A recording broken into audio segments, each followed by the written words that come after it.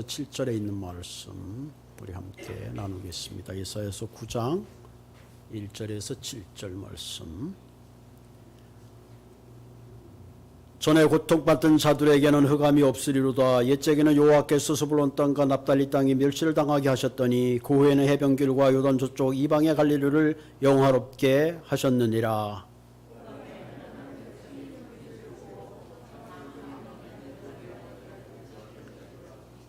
주께서 이 나라를 창성케 하심으로 그 즐거움을 다하셨으므로 추수하는 즐거움과 탈취물을 나눌 때의 즐거움 같이 그들이 주의 앞에 즐거워하오니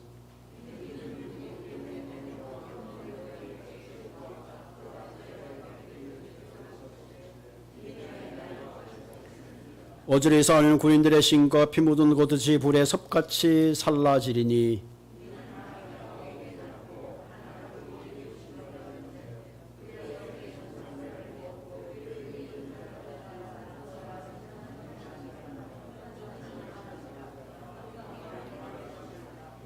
그 정서와 평강에 더함이 무궁함으로 또 다윗의 왕자와 그의 나라에 군림하여 그 나라를 굳게 세우고 지금으로부터 영원히 정의와 공유로 그것을 보존하실 것이라.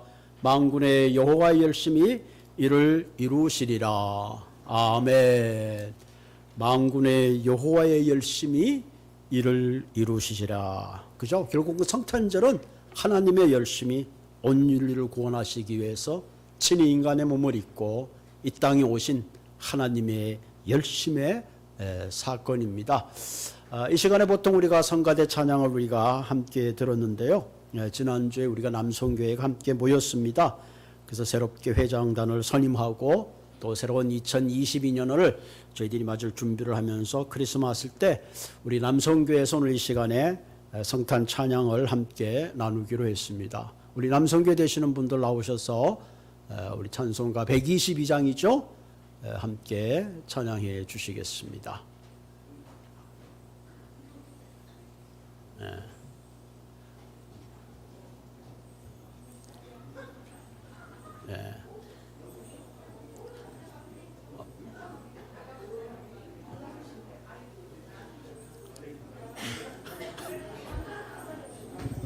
우리 조승래 박사님이 제일 근사하게 하고 오셨네요.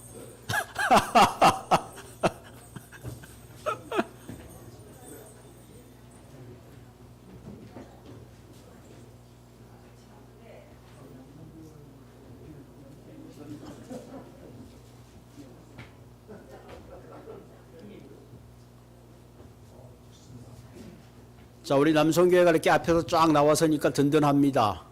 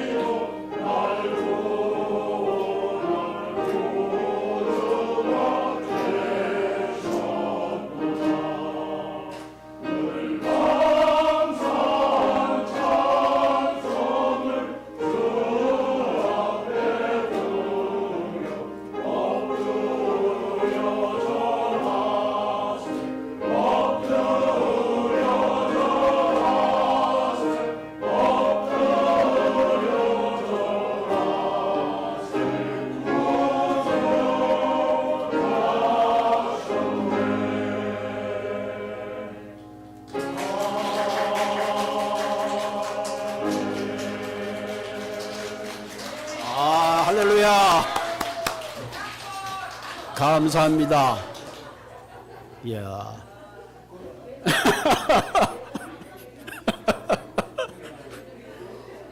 야, 이게 참, 예? 요즘 같은 시대에 앵콜을 받아본다는 게 얼마나 기쁜 소식인지 모르겠습니다. 우리 남성교회가 이렇게 찬양을 잘하는 줄 몰랐습니다. 할렐루야. 너무 좋네요. 자, 그럼 여성교회도 다음 주에 한번 준비를 해가지고 이 답례를 해야 될 것 같은데, 콜? 예, 콜입니다. 예, 할렐루야. 다음 주는 여성교회에서 멋진 찬양을 한번, 예? 우리 연말에 우리 여성교회에서 한번 합시다. 할렐루야, 박수! 아멘. 아이.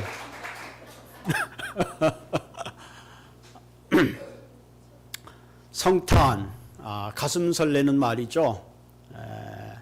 이 성탄은 큰 변화의 사건입니다.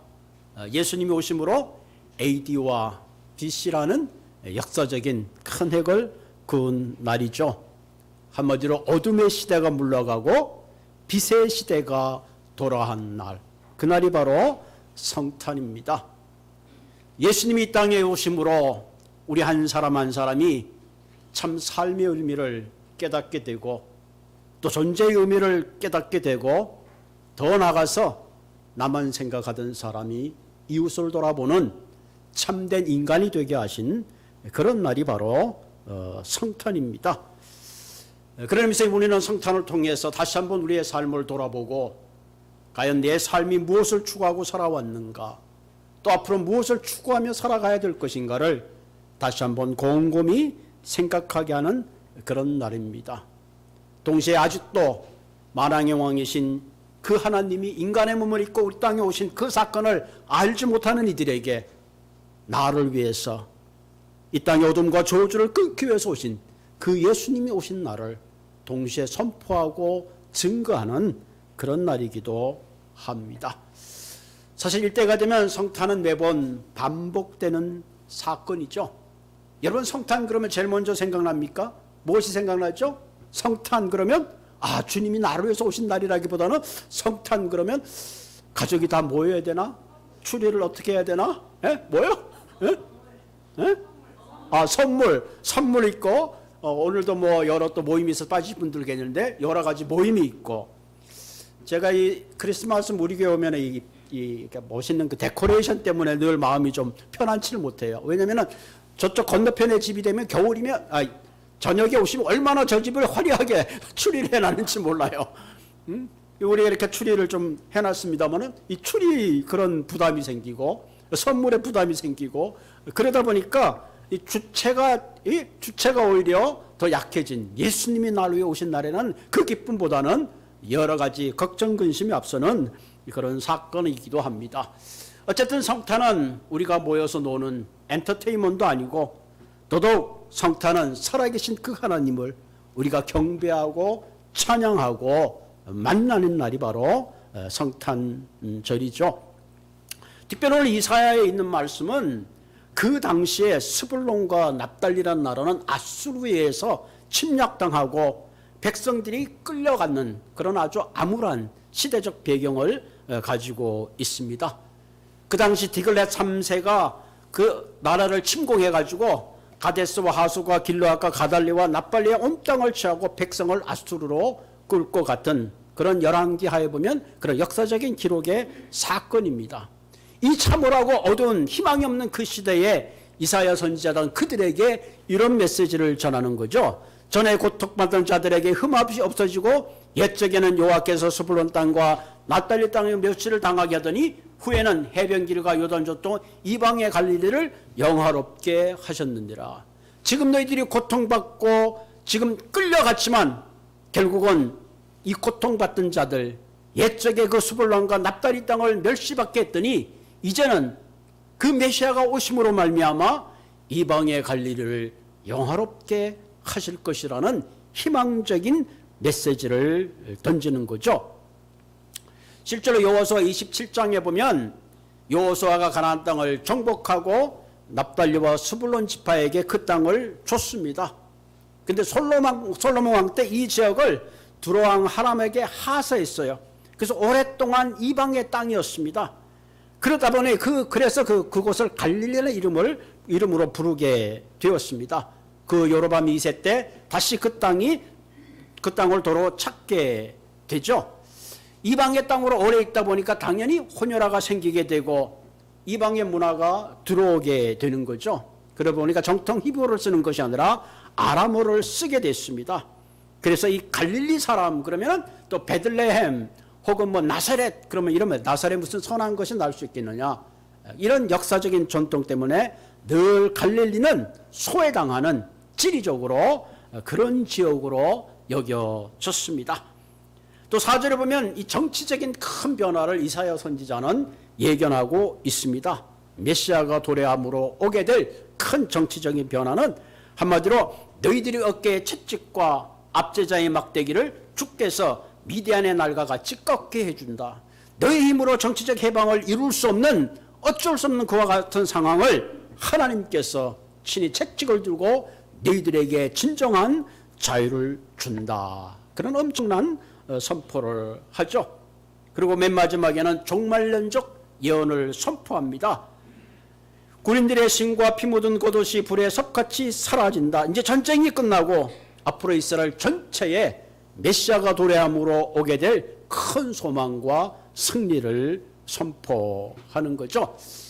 이와 같이 이사야 선지자는 이스라엘 백성들에게 지리적인 차원과 정치적인 차원과 종말론적 차원의 앞으로 있을 큰 변화를 지금 선포하는 사건이 오늘 이사야 9장에 있는 내용입니다. 어떻게 이런 일이 일어날 수 있느냐? 6절에 그 중요한 이유를 설명하고 있어요. 이런 큰 변화가 어떻게 일어나느냐? 그것은 바로 우리에게 한 아이가 태어났고 한 아들을 우리에게 주신 바 되었는데 그 어깨는 정사를 메었고 그 이름은 기묘자라 묘사라 전능하신 하나님이라 영존하는 아버지라 평강의 왕이라. 아멘.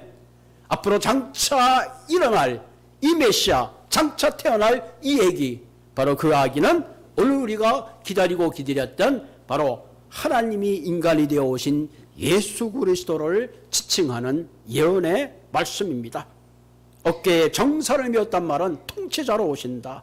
기묘자라 신비한 분이다. 성경에 이런 것을 카운셀러라 그러죠. 원더풀 카운셀러. 앞으로 오시는 이분은 전능하신 분은 영존한 아버지, 에버래스팅 파더라. 그렇게 얘기하는 거죠. 그거 앞으로 2000년 후에 예수 그리스도가 오심으로 말미암아 팔레스타인 전체 이스라엘 전 민족의 역사가 달라질 것을 예언하고 있습니다. 이처럼 우리 인류 가운데 예수님이 찾아옴으로 성탄을 맞는 우리에게 이렇게 놀라운 변화가 선포되고 있습니다. 여러분, 인간의 변화는 내가 교회를 다니고 윤리적으로 많이 배우고 지식을 갖는다고 변화되는 것이 아니라 이와 같은 놀라운 아기가 우리 가운데 찾아올 때, 예수님을 만날 때에 우리의 심령이 변화되고 생각이 변화되고 우리의 중심에 놀라운 변화가 일어나는 것입니다. 성탄을 통해서 우리가 경험해야 될 첫 번째 변화는 뭐냐면은 멸시가 영광으로 변한다는 거예요. 멸시가 영광으로 변한다는 거예요. 우리의 존재의 자리가, 위치가 변한다는 거죠. 가치 없던 인생들이 가치 있는 인생이 되고 척박한 인생이 종관 인생이 된다 하는 거죠. 오늘 본문에 보면 전에는 후에는 이란 말이 있어요. 멸시와 납달리 땅에 멸시를 당했는데 이제는 그 갈릴리 지역이 영화롭게 된다, 그렇게 말합니다. 여러분, 갈릴리 호수 하면은 제가 이스라엘 가봤습니다만 굉장히 전원적이고 아름답고 낭만적인 그런 모습입니다. 그러나 사실은 겉으로 보일 뿐이지 역사적으로 보면 갈릴리라는 그 땅은 굉장히 천대받는 땅이었고 국경지역을 접견하고 있기 때문에, 북쪽으로 있기 때문에 늘 외세의 침략 가운데 있고 늘 많은 이방인의 문화들이 들어왔던 그런 곳입니다. 그래서 히브리의 전통적인 사람들이 멸시와 천대를 당하고 이방인의 취급을 받았던 그런 땅이죠.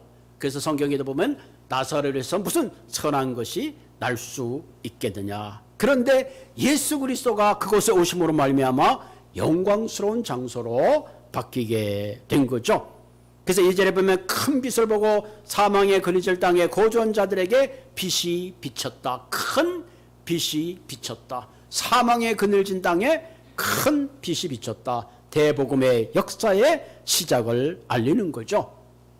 실제로 예수님은 나사렛 사람이요, 또 그가 이 천국의 말씀을 시작할 때도 스불론과 납달리 해변에서 천국의 복음을 가르쳤죠. 그리고 갈릴리 해변가에서 예수님은 12명의 제자를 선별하셨죠. 그리고 갈릴리 혼인잔치에서 물로 포도주를 만드시고, 또 갈릴리 베세다 들녘에서 각종 병든 자와 눈먼 자와 또 여러 가지 이 놀라운 기적적 사건을 선포한 것을 우리가 보게 되는 거죠. 이와 같이 갈릴리 중심으로 천국의 복음이 시작된 것입니다. 그래서 결국은 그 버림받은 땅이 그 어떤 땅보다도 존귀하고 아름다운 땅을 만들었다 하는 거죠. 이것이 성탄의 첫 번째 큰 변화입니다. 저는 이와 같이 동일한 축복이 저와 여러분들에게 함께 임하기를 주의 이름으로 부탁드립니다. 제 가운데, 흑암 가운데, 사망 가운데, 저주 가운데 있던 우리가 예수 그리스도가 찾아옴으로 말미암아 존귀한 존재가 되고 누추하고 멸망받아야 될 우리의 존재가 예수 그리스도를 만남으로 말미암아 존귀하고 아름다운 그런 존재가 되기를 주님의 이름으로 부탁을 드립니다. 예수님이 이 땅에 오실 때는 이 예루살렘의 왕궁에 태어나지 않고 기적으로 태어나지 아니하시고 누추한 말구에 탄생하심으로 예수님이 이 땅에 오신 가장 중요한 목적이 무엇인가 하는 것을 우리에게 알려주고 말씀해주고 있는 겁니다. 그러면서 성탄의 기쁜 소식은 바로 오늘날 갈릴리는 소외되고 멸시받고 가치 없다고 생각하는 사람들이 이제는 가치 없는 사람이 아니라 세상의 그 누구보다도 가치 있고 존귀한 사람인 것을 전하는 메시지입니다. 사람이 존귀하게 된다는 것은 여러 가지 방법으로 될 수도 있겠죠. 어떤 사람은 좋은 족보를 가지고 태어날 수도 있고, 요즘 유행하는 말로 뭐 금수저가 될 수도 있고, 여러 가지 세상적 지위로 존귀하게 될 수 있다 그러지만 거기에는 한계가 있습니다. 그러나 예수님이 우리를 찾아올 때 깨어지고 질그릇 같고 약한 존재지만 내 안에 예수 그리스도가 계심으로 우리는 실제로 존귀하고 빛나고 영광로운 인생이 되는 것입니다. 여러분, 치킨 수프라는 그 영어로 된 즉 한국말로도 많이 이제 여러 가지 그 실제적인 이야기들을 소개하고 있는데, 그 이야기 가운데 캐나다에 살던 이 말콤이라는 분의 이야기가 소개되어 있습니다. 이분이 약혼녀와 함께 산에 갔어요. 평소에 산을 좋아해서 갔는데 그만 거기서 새끼곰과 함께 있는 어미곰을 만났습니다. 여러분, 가끔 우리가 이제 곰 그러면 굉장히 프렌들리하게 생각을 하잖아요. 저도 멤버스레이크 가다가 곰이 있어서 구경하고 곰 옆에서 사진을 찍었더니 그 사진을 보는 사람이 이건 정말로 어리석은 짓이다. 곰 옆에서 사진을 찍다니. 한번 우리가 멤버스레이크 갔다가 이제 곰이 있으니까 음식들을 항상 치우라 그러잖아요. 끝나는 날 귀찮아가지고 설마 했죠. 설마 했더니 설마가 사람을 잡는 게 아니라 밴 뒤에 유리창을 다 깨버렸더라고요. 한참 자고 있는데 뭐 총소리가 나고 사람이 웅성거려서 속으로 누가 또 음식을 차에다 놨구나. 그 누구가 바로 저인 줄 미처 몰랐죠. 그래가지고 어쨌든 보험회사 해가지고 유리를 갈고 이제 그랬던 왔던 기억이 나는데요. 이 약혼녀가 이제 그 아기 곰이 있으니까 그 어미곰이 그냥 애인을 덮친 거야. 이게 사람이 사력을 다해서 그 애인을 구해내느라고 막상 애인을 구해내고 보니까 자신의 온몸은 완전히 곰에 의해서 뜯기고 거의 죽게 생겼죠. 그래서 급하게 병원에 와가지고 10차례의 수술을 했지만 그 흉측한 모습을 없앨 수가 없습니다. 휠체어를 타고 재활을 하고 심지어는 10층 꼭대기에서 죽으려고 하는 그 순간에 그의 아버지가 아들의 손을 잡으면, 아들아, 세상에 많은 사람은 저마다의 상처와 그런 어려움을 가지고 있다. 다만 미소와 화장으로 감출 뿐이다. 내 마음속에는 네가 어릴 때부터 믿던 그 예수가 있지 않느냐. 외적의 모습은 중요하지 않다. 너 안에 그리스도의 보배로움이 있지 않느냐. 이 말을 듣고 그 아들은 새로운 용기를 갖게 됐습니다. 그래서 캐나다에서 세일즈맨의 인생을 시작했다고 합니다. 자기 명함에 잘생기고 근사한 얼굴이 아니라 그 흉측한 모습을 그대로 찍어가지고 보험 세일즈를 하는데, 많은 사람들에게 이렇게 합니다. 내 외형은 이렇지만 진정한 마음으로 세일하는 그 사람에게 많은 사람들이 감동을 받았다고 합니다. 그래서 1978년 법원께서 가장 많은 보험을 파는 사람이 되었다고 합니다. 여러분, 사랑하는 성도 여러분, 우리 모두는 다른 사람이 알지 못하는 연약함과 아픔과 상처가 있습니다. 그러나 아무리 우리의 모습이 흉할지라도 예수님이 찾아오시면 우리 안에 존귀한 영광된 인생으로 회복될 줄로 믿습니다. 이런 의미에서 내가 왜 이 모양일까? 신세 타령하지 말죠. 어쩌다가 여기까지 왔는가? 세상을 탓하는 것이 아니라 내 안에 계신 그리스도로 말미암아 그 어떤 누구보다도 존귀한 모습으로 살아가시는 저와 여러분들이 되기를 주님의 이름으로 부탁을 드립니다. 두 번째 성찬의 가장 큰 의미는 모든 압제가 기쁨으로 변한다는 것. 어떤 기쁨으로 하냐? 추수하는 추수의 일꾼의 기쁨이 되고, 다시 말하면 전쟁에서 승리해서 탈취물을 나누는 그와 같은 즐거움을 우리에게 더해 주신다 하는 거죠. 실로 대단하죠. 4절에 이는 그들이 무겁게 맨 몽야와 그들의 어깨에 채찍과 그 앞제기 막대기를 주께서 꺾으시고 미디안의 날같이 한다. 역사적으로 이스라엘 백성들은 많은 외세의 압제 가운데 살았습니다. 남쪽에는 애굽이 있었고요, 서쪽에는 블레셋이 있었고, 북쪽에는 아시리아가 있고, 제국이 바뀔 때마다 시달려 왔습니다. 우리나라도 보면 참 많은 그 시달림의 역사가 있죠. 우리가 쭉 이스라엘 역사를 보면 아수르에서, 또 바벨론에 의해서, 바벨론이 지나가면 페르시아에서, 페르시아가 지나가면 로마에 의해서 수많은 그런 압제 속에 그들의 힘으로 감당할 수 없는 그 어려움 가운데 있는데 주님께서 그 모든 것을 꺾어 주신다 하는 거죠. 여러분, 우리가 인생을 살아가다 보면 정말로 많은 힘듦과 어려움을 만나게 되죠. 지금 우리가 크리스마스를 맞고 있습니다만은 그동안 팬데믹으로 얼마나 고생을 했어요. 이제 좀 끝났나 보다, 빨리 성과대로도 시작해야지. 또 오미크론이 나오고, 또 내년에는 또 경제적으로 또 얼마나 또 인플레이션이 올지 너무나 힘들죠.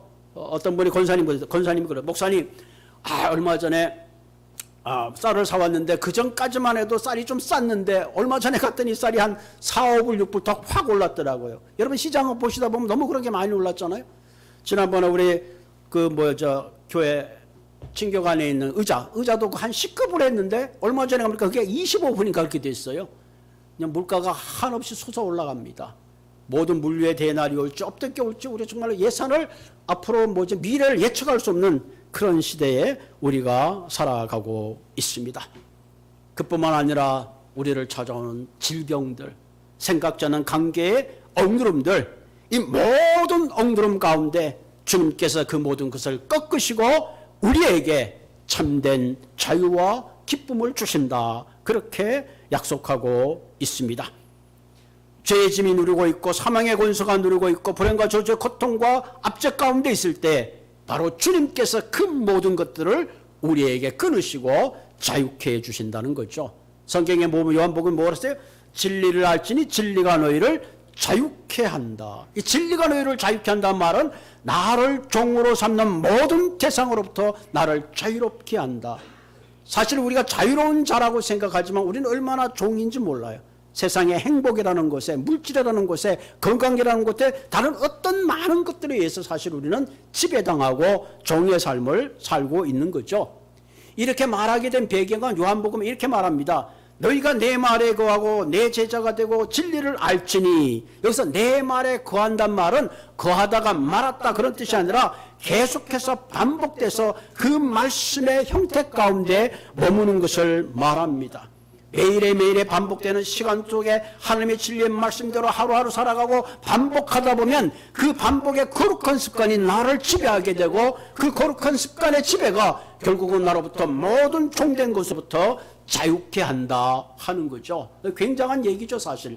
진리가 너희를 자유케 한다는 말은, 그래서 결국은 그 말씀 안에 거할 때 우리가 선행과 또 많은 사랑으로 나눌 수 있는 그런 기쁨을 누리게 되는 겁니다. 그래서 예수님께서 하신 말씀 뭐예요? 수고하고 무거운 자들아 다 내게로 오라, 내가 너희를 쉬게 하리라. 우리의 삶을 모든 악으로부터, 모든 억압으로부터 자유할 수 있는 그분이 바로 성탄이 오신 예수 그리스도다. 그분은 기묘자요 묘사다 하는 거죠. 요즘 많은 사람들이 그 상담을 찾아가잖아요. 여러 가지 이제 상담자를 찾아가는데, 물론 상담하면 도움이 됩니다.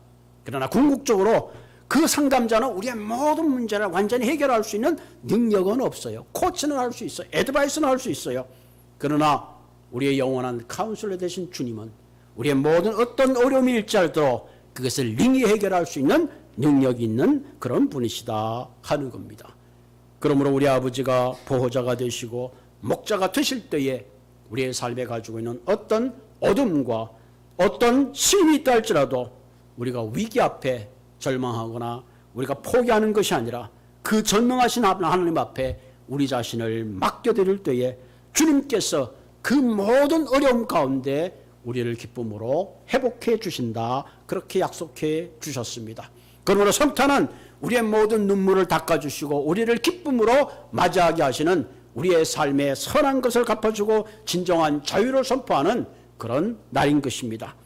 세 번째, 성탄의 가장 큰 의미는 우리가 살고 있는 이 땅의 모든 것이 혼란스럽고 미래가 불투명하지만 그럼에도 불구하고 하나님이 주시는 큰 비전, 영원한 소망을 가지고 이 땅을 살아가게 하는 거다 하는 겁니다. 우리가 이 땅에서 꾸는 꿈들은 잠깐입니다. 어떤 꿈도 영원한 꿈이 없어요. 여러분, 정치를 봐도 그렇고 나라의 역사를 봐도 그렇고 영원할 것 같지만 이 땅에 영원한 것은 하나도 없습니다.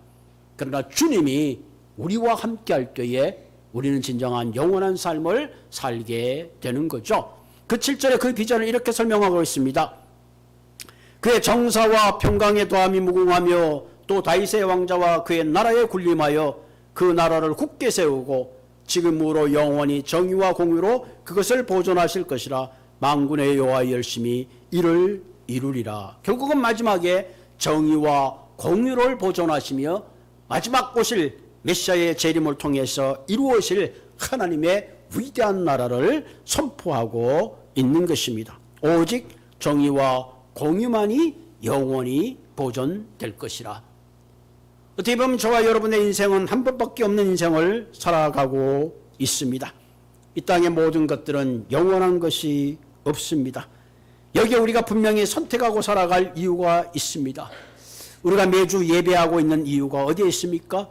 데이비드 플랫 목사님이 이런 얘기했어요. 하나님의 나라의 비전을 가지고 사는 사람은 4가지 행동이 필요하다. 하나는 기도하라. 기도하지 않고는 하나님의 뜻을 알 수 없고, 기도하지 않고는 진정한 의미에서 진리 가운데 자유를 누릴 수가 없습니다. 그 다음에 두 번째 중요한 게 뭐냐면 드리라. 우리가 서로가 섬기고 나누고 베풀지 않고는 이 땅에 우리가 하나님 나라를 이룰 수가 없죠. 그 다음에 가라, 보내라. 여러분, 이것이 대단히 중요하죠. 왜 우리가 가고 왜 우리가 보내야 되는가? 왜 그리스도를 알지 못하는 척박한 땅에 가서 우리의 삶을 드려야 되는가? 그 이유는 바로 예수 그리스도 때문입니다. 우리가 교회에 와서 봉사하고 사랑하고 섬기는 가장 중요한 이유는 뭡니까? 우리가 단잠을 깨우는 가장 중요한 이유는 뭡니까? 그것은 바로 예수 그리스도가 나를 찾아와 주셨기 때문에 그렇습니다. 그렇기 때문에 성탄은 나를 향하여 달려오신 그 사랑을 깊게 깨닫고 그 사랑 안에 우리의 전부를 드리는 것이 바로 성탄의 메시지입니다. 그러므로 사랑하는 성도 여러분, 우리가 다시 성탄을 맞으면서 이미 오신 아기 예수, 그 예수를 통해서 우리의 삶에 진정한 기쁨과 진정한 사랑과 진정한 나눔을 회복하는 저와 모든 분들이 되기를 주님의 이름으로 부탁을 드립니다. 같이 기도하겠습니다.